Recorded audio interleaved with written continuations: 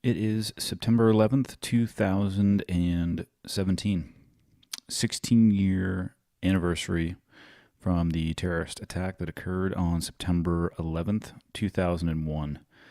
It's a day that, I don't know if I realized at the time the impact it was going to have on my life. And I've talked about this before, I think, but I woke up just in time, maybe a minute or two before the second aircraft went into the World Trade Center. Actually saw it live on the news. How the trajectory of my life changed is very hard to describe. I remember that morning very vividly, but what I think I remember more about the time period around 9/11 was the weeks, probably the days, and maybe a few weeks after, the feeling of solidarity that we had as a country. I have never seen so many American flags. I have never seen people so compassionate with one another. Everything from opening doors for people to being more patient in a grocery store line. I mean, it was a palpable difference. I wish we felt that more often in this country because it was certainly fleeting. It lasted for, like I said, maybe days, maybe weeks, but it certainly didn't last forever. And then we went right back to business as usual. Today's podcast, I'm going to tie into 9/11 a little bit. I'm going to solo podcast for today, so I took some questions from the internet. People often hit me up about my military background and experience. I'm trying to get myself to a point in my life where people would be surprised to hear that I actually have that background and experience, because I think it's not that I think, but I want it to be only a portion of who I am and not the foundation of who I am.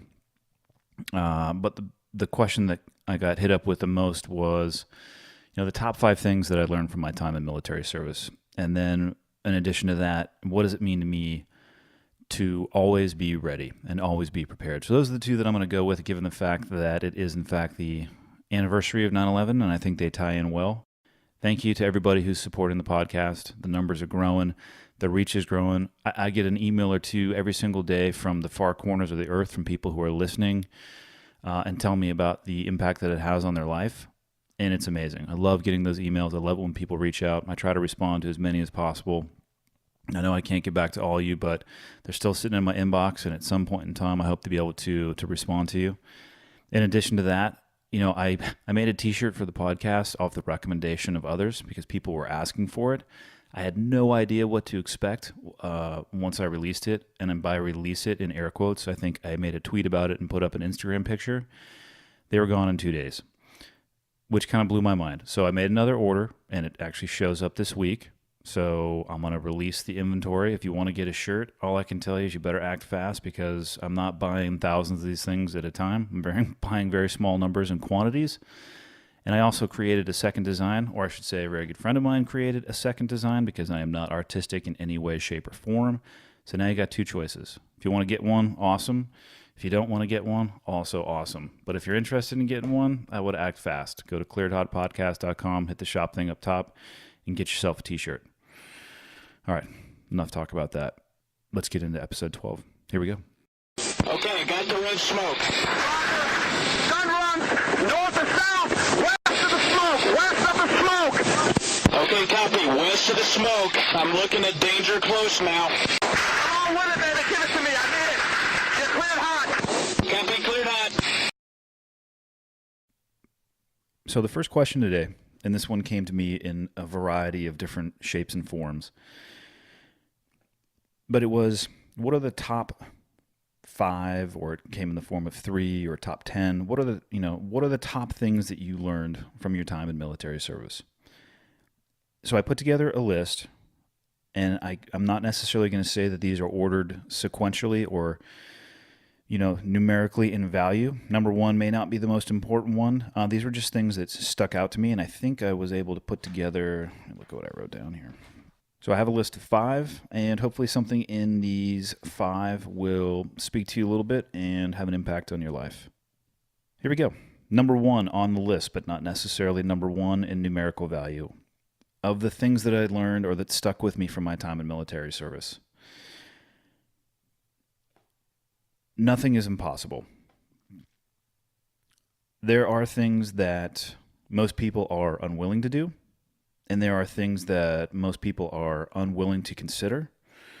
And then there are things that you tell yourself that you can't do. Everybody tells themselves something that they can't do. I'm as equally guilty of this as anybody else.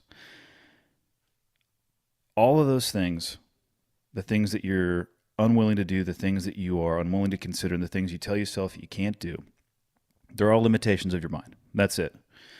Some good examples I can give you that are, think back to the 4-minute mile, which used to be considered impossible. And then as soon as the 4-minute mile threshold was broken, I don't know the exact number, and I don't even remember the exact date, but I know now in 2017, the 4-minute mile is considered like the standard and benchmark, where it used to be considered unattainable and unachievable.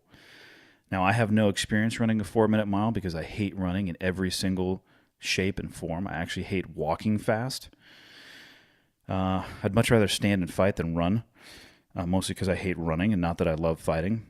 But from my own experience of, doing things that people think are impossible, which I'll tell you right now, I've never done a single thing in my life that is impossible. I've just done a few things in my life that others are unwilling to probably suffer the pain that is required to complete them. And one of them is BUD/S, right? Basic underwater demolition SEAL training. The very beginning, opening pipeline to becoming a SEAL. It doesn't make you a SEAL. You don't learn anything. It basically just sucks for half of a year. It's a 26-week program. And day one, in my class, I can only speak for my class, physically experiencing it, there were 180 students on day one. And they line you up into rows of 10. So we had 18 rows of 10. And they ask you, first day, who here wants to be a SEAL? Every hand in the classroom goes up. Who's going to be here on the last day of training? Every hand in the classroom goes up. So let's fast forward now 180 so days down the road. There were 18 of us remaining. And now with that, the day that I rose my hand and said that I wanted to be a SEAL, this is what I had wanted to do my entire life, nothing was going to stop me. I was 19 years old and I was 150 pounds. I'm much older than 19 now, and I'm much more than 150 pounds. But most people who I encountered in my life at that point in time would just throw the statistics in my face, which, if you know anything about BUD/S, the statistics and the odds are not in your favor, right? It's not the Hunger Games. May the odds always be in your favor. It's the exact opposite. Like, come get some, and we're going to chew you up, and we're going to spit you out. So if I had listened to just about what anybody outside of my immediate family had told me, what I was going to get is, you're not going to make it. You don't have a chance in hell of making it. And it's very easy to let those things sow seeds of doubt into your mind. But I was there that day that 18 of us remained. Now, that's 18 out of the original 180. We picked up some other students along the way. I think our graduating class numbers were in the maybe mid to high 20s. So 18 of us originally. Why were only 18 of the original 180 still sitting there? Well, all I can tell you is that those 18 people had the ability to control your mind or control their mind, their thought process, and in doing so, your future. That's really all it is. From a physiological perspective, I was dead center average, if not even a little bit below on most of the stuff. But I had myself into a position mentally where nothing that was going to happen was ever going to get me to stop. I was going to grind away at it until, I saw the sun come up on the last day of training and then continue on from there. It was 100% mental control of my own thought process and mental control of my own future. When people tell you that things are impossible, they're basically describing to you the limitations of their own mind. And you do not have to listen to what anybody else has to say. The only person whose opinion matters is the one that looks back at you in the mirror in the morning. So that was number one. Nothing's impossible. Number two, this one ate my lunch a few times throughout my career, and it's eaten my lunch a few times post-military because it's a very easy one to mess up. But it's simple is better than complex. Whether it comes to a plan or a tactic or a strategy, if you can explain it to a 5-year-old, you have a better chance of success than something that requires a whiteboard and a nuclear physicist to make sense of. The reality of what I used to do for a living is that I could train a monkey to physically do everything that I used to do. And I tell people this all the time, and they laugh, and they're like, no, that can't possibly be true. No, I'm actually dead serious. I could train a monkey to do everything that I did in my previous career. The modern day military is amazing because you're surrounded by tech. That technology, although amazing and cutting edge, was built upon a foundation of simplicity. The tactics that we use in the field are often extremely linear. And what I mean by that is, simple commands like go left or go right or forward and back. Now, don't get me wrong. Sometimes we would do things that were much more complex, but we never attempted anything that was complex until all of the basics were mastered. And the life of a SEAL at a conventional SEAL team, it's basically a 24-month cycle of which you train for 18 months on all of the basic things that you're supposed to be able to do. Shoot, move, and communicate.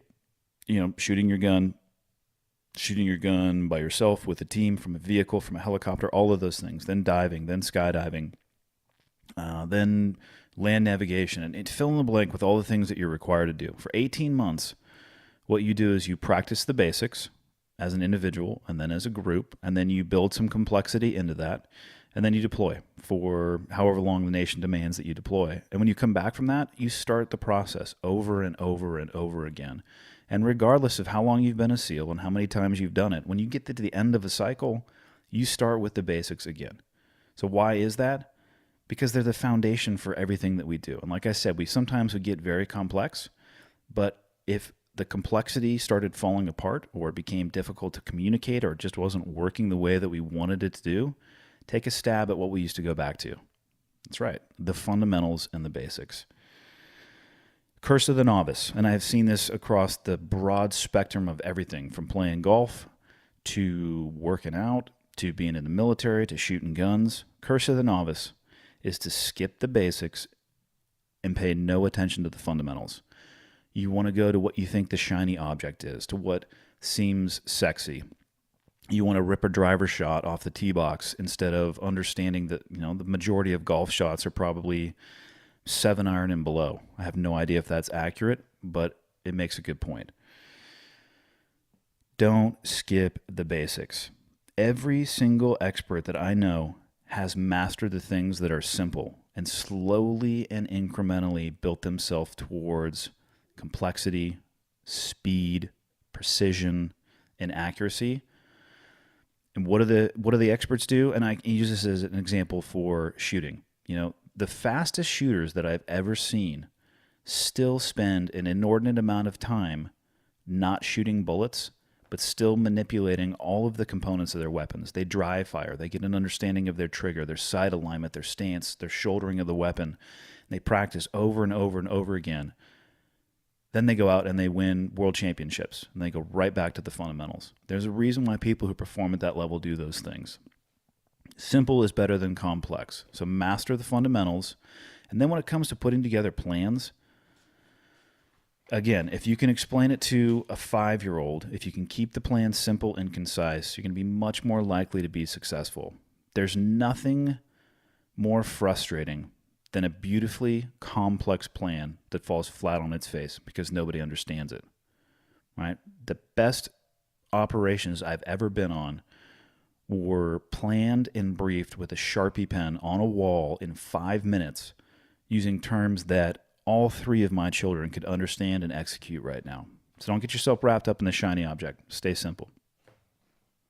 Number 3, there is little, or in my opinion, no value in trying to be the smartest person in the room.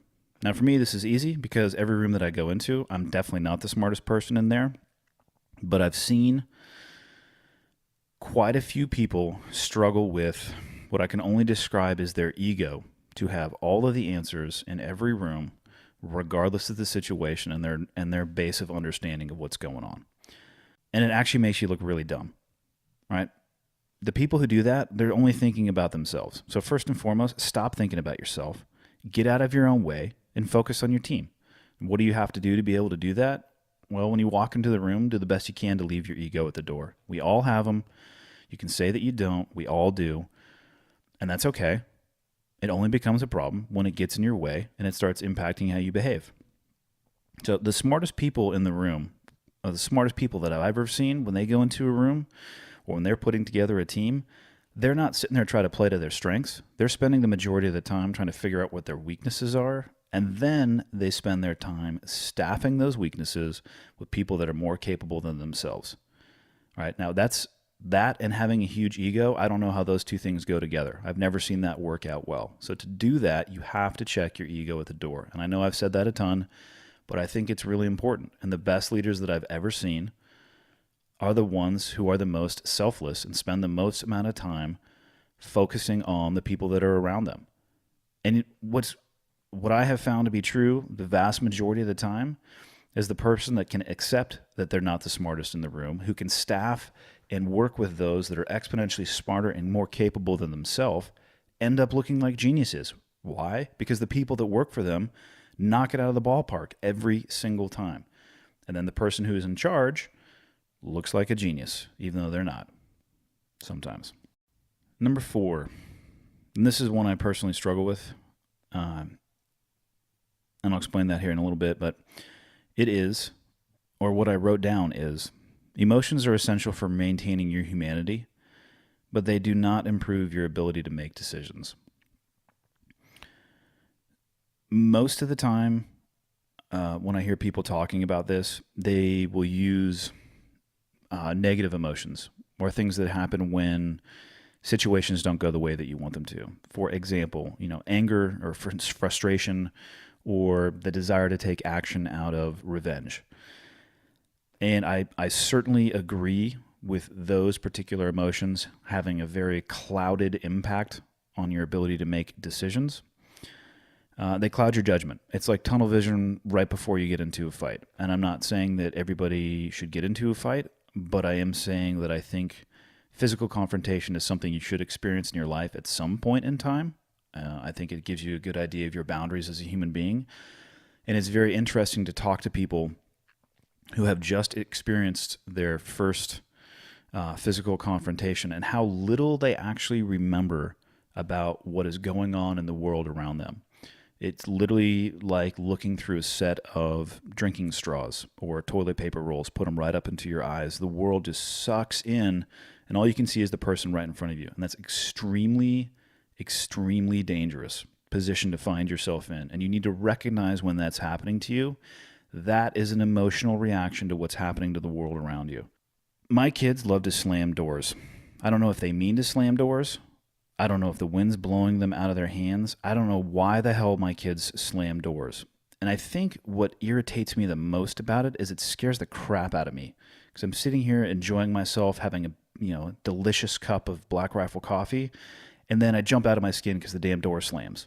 And what is my first reaction?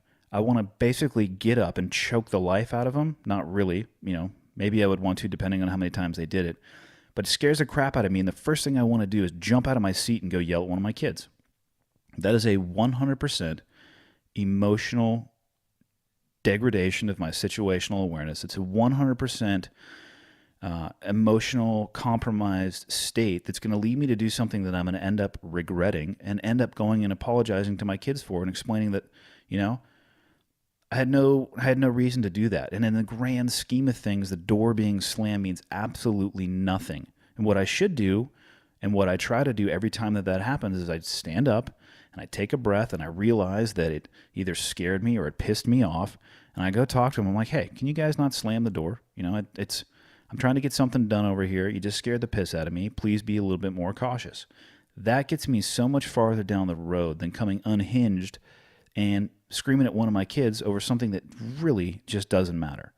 I wish I could say I'd always been perfect when it comes to that, but the times that I have kind of come unhinged on issues like that or things that are of that nature, no consequence at all, but for whatever reason evoked this insane emotional reaction out of me, I've regretted it every single time.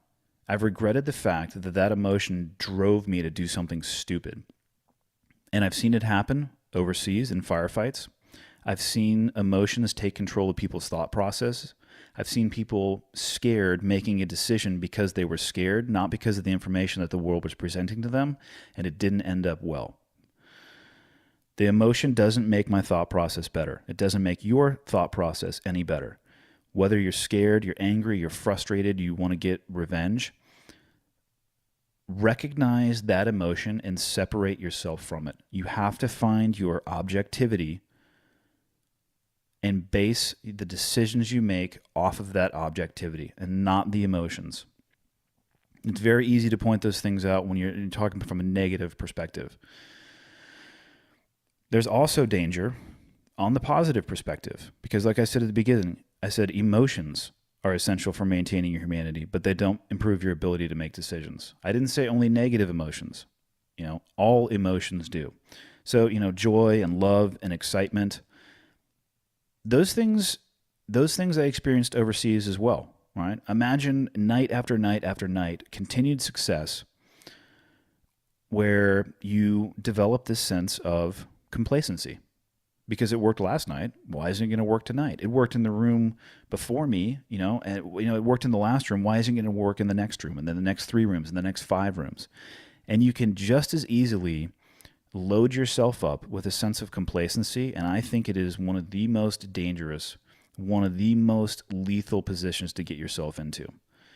Especially in some of the air sports that I do, the skydiving and base jumping. The second that you become complacent, your life expectancy just shortened dramatically. The emotion doesn't change what's happening in the world, negative or positive. You have to maintain control of both sides of that wheelhouse.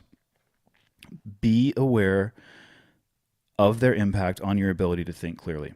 I can't speak for anybody else, but I have made some stupid financial decisions in my life, not on like major purchases, but ended up, buying some dumb stuff because in the moment I was excited, emotionally.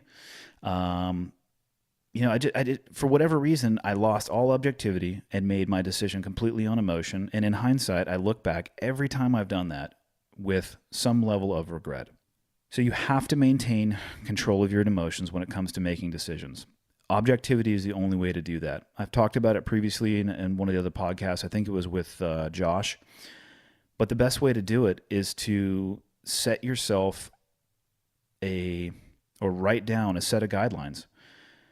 For me, what I had to write down, especially from my previous career, was, an emotional reaction of any kind. I would never allow myself to run unless I had to. I would never raise my voice unless I absolutely had to. My goal on the radio was to be as cool, calm, and collected as humanly possible. To try to bottle and contain those emotions and recognize them when they started to bubble up. And in that environment, basically shove them back down so I could get back to doing the job that I needed to do. And it was very effective in that environment. The other side of that coin is that you can't be an autonomous robot. So I'm absolutely not recommending that people disregard the fact that they have emotions or try to pretend that you don't have emotions, because there's a huge negative consequence to doing that. You have to find a balance in your life. And for myself personally, I think I went a little bit too far on the suppress and detach myself from the emotions. And it has consequences to this day in my life. I struggle with certain things, empathy being one of them. I've talked about that before as well. I know I should feel certain ways when certain things happen to people, and I don't. And I know for a fact that's the consequence of jamming emotions down into a hole somewhere and, telling myself that I'm going to deal with them and probably not dealing with them the way that I should. So find a balance. Even if you're in an occupation that requires the taking of life, don't bottle them away for too long. Figure out a time and place to regain your humanity, because whatever uniform you wear or whatever designator is on your uniform, you're only going to have that for a certain period of time. And at some point, you're going to have to reemerge back into society. You'll function a lot better if you can balance it out. But I digress. When it comes to making decisions, keep them in check. Maintain your objectivity. Try to view yourself from a little bit of a distance to make sure that you are being objective and that you're not wrapped up in your emotions. And I think that you'll find that you're going to make much better decisions. They'll be much more clear and crisp, and they'll stand the test of time, not just the sine wave of emotions that all human beings actually feel. All right, number 5. If you're not failing, you aren't trying hard enough. I wish people would seek out failure way more often than I see them doing it. It's almost like failure has become this dirty 4-letter word where you want to avoid it at all costs. Whereas to me, I think there's so much value to experiencing failure. I mean, we're all gonna face it. It's not a matter of if, it's a matter of when and how often. And I think really it's a matter of how you deal with it when you do encounter failure. And guess what? Just like anything else, the more you encounter it, the better off you're going to be at dealing with it. But the best example I can give as to seeking failure is flying my wingsuit. So I fly my wingsuit in a controlled environment. And I say this again, in a controlled environment, I'll fly my wingsuit to a point where I lose control of it, to the point where I'm totally at my margins, and I'll try new stuff or try a new skill or a trick or whatever it is you want to call it, and I'll get totally bent out of shape, and I'll have to recover and, land safely. Now, it's not the act of finding that boundary that makes me better at flying my wingsuit. It's finding your boundary allows you to incrementally move it and progress. But if you never flirt with where the line is, and if you never actually get your toes up on it and experience what it feels like to almost lose control or to lose control in that controlled environment, you're not going to have any understanding of your margins. And what's going to end up happening is if you don't do it in that controlled environment, it's going to end up happening in real life somewhere else. And I would highly recommend against that. Find your limitations and boundaries in training, so when you are getting close to or encountering them in real life, it's not a new experience for you. So finding your boundary, again, it allows you to incrementally move it forward and progress. It allows you to understand your margins, and it allows you to push them. Slowly would be the operative word there. Slowly push your margins. Like I mentioned, I'm a huge fan of failing often, especially in training. I think you should actually seek it. If you are in an organization, and I don't care what the organization is, it could be from a tactical background or it could be a pure business world. I'm sure you have a training protocol or a training regimen for whatever it is that you do. Look at how often your training program leads the people who are taking the program up into the point of failure. And if it's not very often or never at all, I would highly suggest you take a look at that and find a place where people can experience failure in a controlled environment and learn and build from it, as opposed to being destroyed in, air quotes, real life. Seek it in training, so on game day, it makes it a little bit more palatable. So those are 5 things. And like I said at the beginning, I can't rank them necessarily in order, and I actually could have written down probably 5 or 10 more. But from the top of my head, those are some things that made or have made a huge difference in my life, and they all came from my previous career. So to the second question that I received, and in essence, I'm paraphrasing a little bit, it was, what does it mean for you to always be ready? This is an interesting question, and I wish people would spend a little bit more time with themselves answering it for themselves. Because to me, and in my opinion, there's 2 components to this. There's a physical component and a mental component to preparation. And I'll use gun ownership as an example. I'm not going to say a lot. I see people who think that guns are a solution. They think that the physical act of ownership or possession of a weapon solves problem and equals preparation, right? They get a gun and they're like, I'm ready. I disagree with that with every fiber of who I am. And just like preparation has a physical and mental component, so does gun ownership. So first and foremost, if you're going to buy a gun, buy a gun. The Second Amendment is a hot button topic, and it's a topic for another podcast, which I'm sure I'll sit down and talk about at some point. But gun ownership is a right currently afforded in this country, or it's written into the Constitution. And if you decide to own a gun, great. If you decide not to own a gun, also great. But let's talk about people who do own guns. So you purchase a gun. Cool. That's step number 1. Does it mean that you're prepared or ready? No, it does not at all. So the next step after owning a gun would be training with your gun.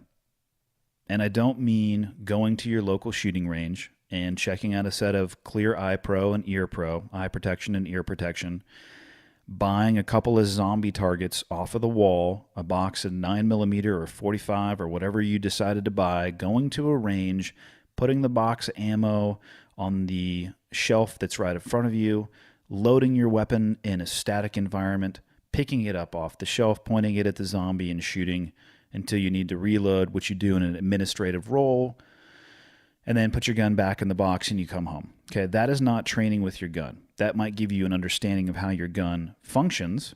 And I guess if that's all you have time to do, I would rather you have that than have a gun at your house and have no idea how it functions. But when I say training with your gun, I'm talking about training with your gun in the most non-linear environment that you possibly can. Okay? Half of the day, every day, occurs in darkness for most places in the world. Most people that I see buying weapons do not have sights that they're able to see in no light or low light situations. So they have already taken 50% of the usable time of their weapon and just thrown it in the garbage can. Or what might end up happening is they would pull a gun out that they can't aim at night, and worst case scenario would be that they use it, right? Well, that's also a terrible option. You need to train with a weapon in every lighting configuration possible. You need to train with a weapon from a seated position. Think about how often you're driving a car, or I'm sitting down right now, or in a restaurant. You're not always in a proper shooting stance with the ability to draw, manipulate, aim, and fire your weapon in the position that you are able to in a range. So seated position. You ever shot a pistol lying down? You ever shot a pistol on your side? And now most shooting ranges, don't go to your average shooting range and try to do that. You're going to have to do a little bit of research and find some things that you can do outside of the traditional range environment. But those are the things that you need to think about, because those are the things and the environment that you're going to be in outside of that gun range. You need to think about the most dynamic background possible. Being comfortable shooting at a paper silhouette from 5 yards away in a gun range that has a baffle in the back that captures the lead flying down range is very different than taking a shot in a movie theater, in a restaurant, or a completely packed mall. Okay? So there's two aspects. You got the gun, you got training with your gun, and then, carrying your gun. I've talked about this a little bit before as well. Carrying a gun is not a solution. The first question that I ask to people when they tell me that they're getting ready to either purchase a gun and go after their concealed weapons permit, I ask them, well, do you feel comfortable carrying a gun with a round in the chamber? I would say half of the time people say no. They want to carry an unloaded weapon, and don't get me wrong, if there's not a round in the chamber, your weapon is unloaded, right? The magazine might be loaded, but the weapon is not ready to fire. If you're not willing, that's not the right word. If you're not comfortable carrying a loaded weapon, loaded meaning round in the chamber, I would recommend against carrying a weapon at all. Because the people who think that an unloaded weapon solves a problem do not understand what is going to happen if you pull an unloaded gun in a confrontation, especially a close quarters confrontation where somebody else can get their hands on it before you can rack the slide back, chamber around, and actually do something with it. Okay? So you got to own one, you got to train with it, and you got to carry your gun with you. Okay? Those are all physical components of preparation and being ready. Having a gun is great. Training a gun or training with your gun is great. Carrying your gun with you, that's great, should you choose to do so. All of those things are irrelevant if you haven't thought through and accepted the consequences of using your gun. The time and place to think through whether or not you're comfortable using a firearm against another human being is not in the moment that it is occurring. It is in the time before you are ever in that situation in your life.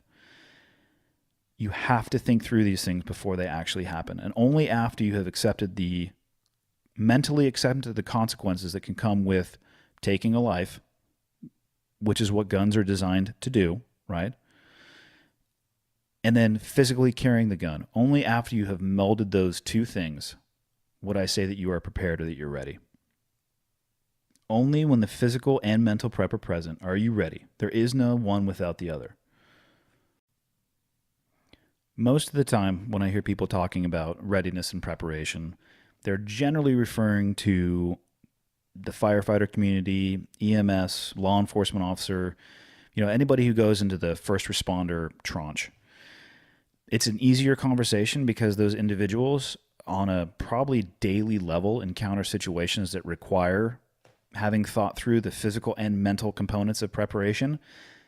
But to only have that conversation about those communities is to leave out the vast majority of people, not only in this country, but on Earth. The 9-to-5 non-kinetic office worker, the stay-at-home mom and dad, the mothers and the fathers who have nothing to do with those tactical communities still have an aspect of preparation that needs to be discussed. And it has to be discussed in different terms from the people who live in an environment where body armor is just part of the uniform. So for those people, and getting out of the tactical world and just talking about preparation and what it means to me to be ready, right? Because I no longer wear body armor either. I did for a really long time, for almost 2 decades, the vast majority of my adult life. That's the community that I came from. But I hung up those spurs when I left to the best of my ability. There's some things from that career that will stay with me for the rest of my life, and I'm actually very thankful for them. And one of them is the way that I think about readiness and preparation. So although I no longer carry a gun for a living and no longer wear body armor for a living, I still think that the way that I think about preparation could be beneficial or useful to those who will never carry body armor for a living and hopefully will never be in a gunfight. So for those people who live and work in a non-kinetic environment, your preparation and your readiness is going to begin with accepting the realities of the world. HR departments, right? I actually take it back. I have worked for a company that had an HR department.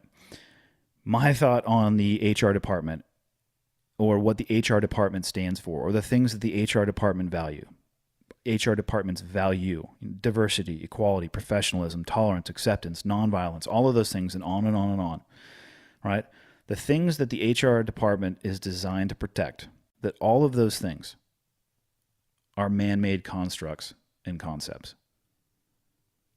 We are forcing our will onto those things. Nature has no respect or obligation for them. Just because an organization or individuals promotes and adopts those concepts, and again, I'm talking about the diversity, equality, the professionalism, tolerance, and acceptance, nonviolence, all those are great things, right? But just because an organization or individual promotes and accepts those, that doesn't mean that others will or that they have to. Don't let yourself fall into the trap that everybody holds the same value systems that you do.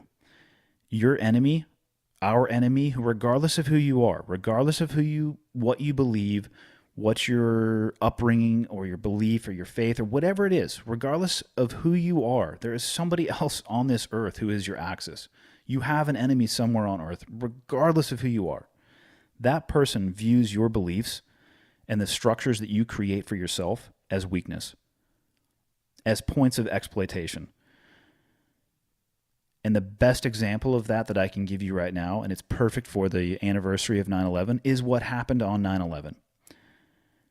The hijackers exploited the physical and mental weaknesses of our society, right? There was obviously issues with them getting onto an aircraft with box cutters, and the discussion of the organization that I encounter often at the airport now, whether or not they are making air travel safe or just more tedious, is for another day. They like to wear blue shirts a lot of the time. They're a 3-letter organization that I won't name. It just ends with SA. You guys can fill in the blank from there.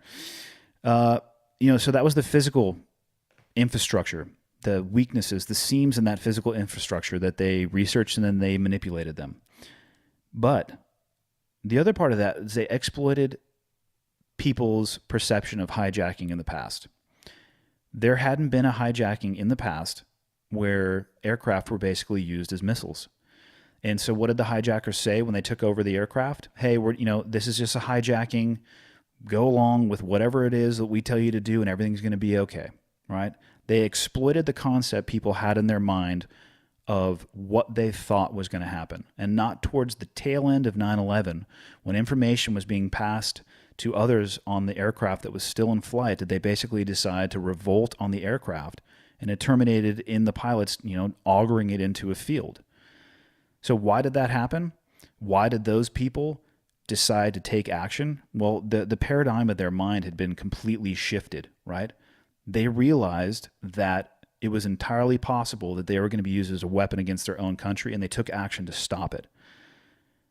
Those who didn't before just went along with the status quo of everything that had happened previously in the world to date when it had come with hijacking.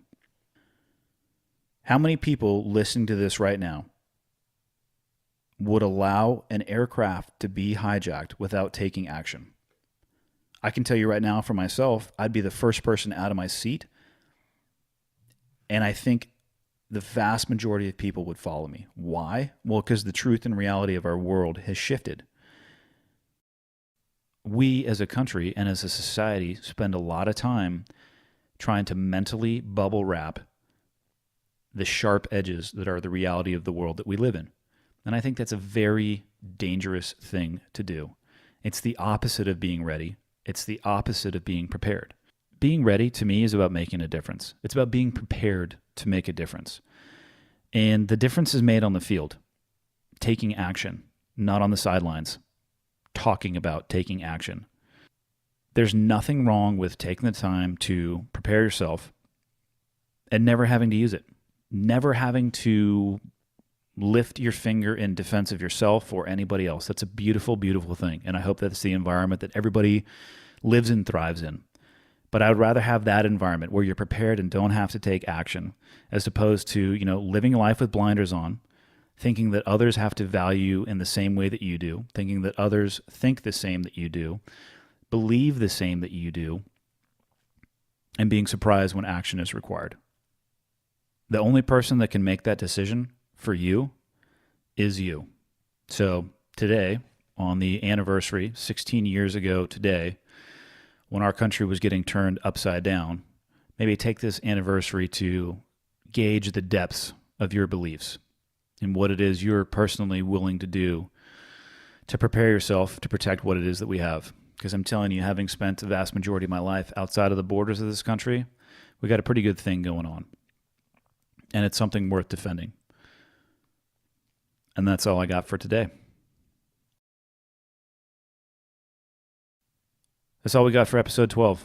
Thank you, everybody, again, for the support. Thank you for everybody who bought the t-shirts. Like I said, they're shipping on Friday. If you guys want to get yourself a t-shirt, go to the cleartoddpodcast.com, click on the shop button, pick out a t-shirt, and then, for people who have bought the t-shirts, who are going to buy them, send me a picture. Please post the picture on social media and tag me in it. I'd love to see them out there in the wild doing their thing. Until next